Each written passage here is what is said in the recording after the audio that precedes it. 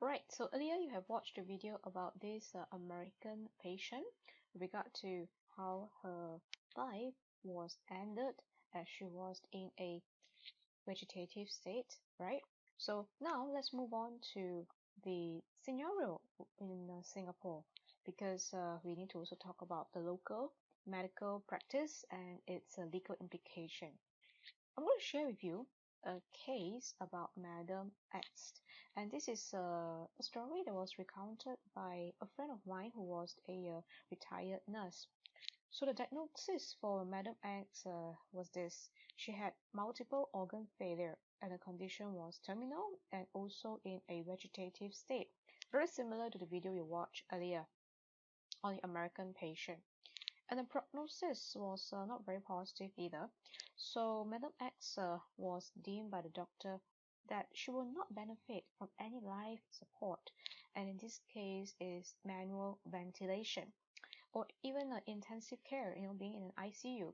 So manual ventilation here means that the hospital staff had to pump oxygen into her lungs manually, and this is to help Madam X to breathe.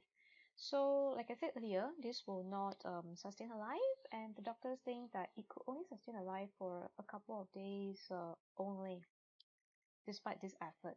So, the family members were informed on the diagnosis and also the prognosis, and the decision by the hospital, which is the manual ventilation, should be stopped. The family was very unhappy. They objected about this and they asked for a second opinion. And so a palliative expert who takes care of a terminal ill patient was brought in.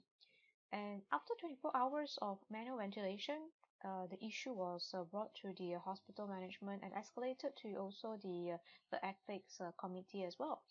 So they reviewed the case and decided unanimously to stop the ventilation.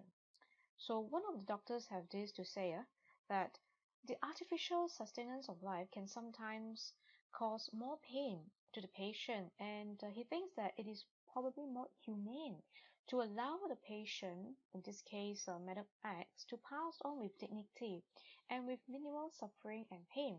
And he thinks that his responsibility is to the patient, not the family.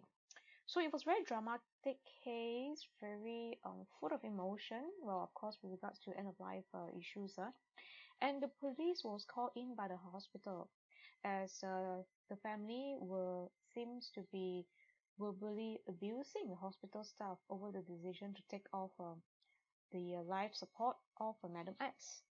So, sadly, Madam X died one day after the dispute. Okay, so there are two questions for you here to answer, which is that do you think it's legally right for the hospital to come to such a decision, removing the manual ventilation?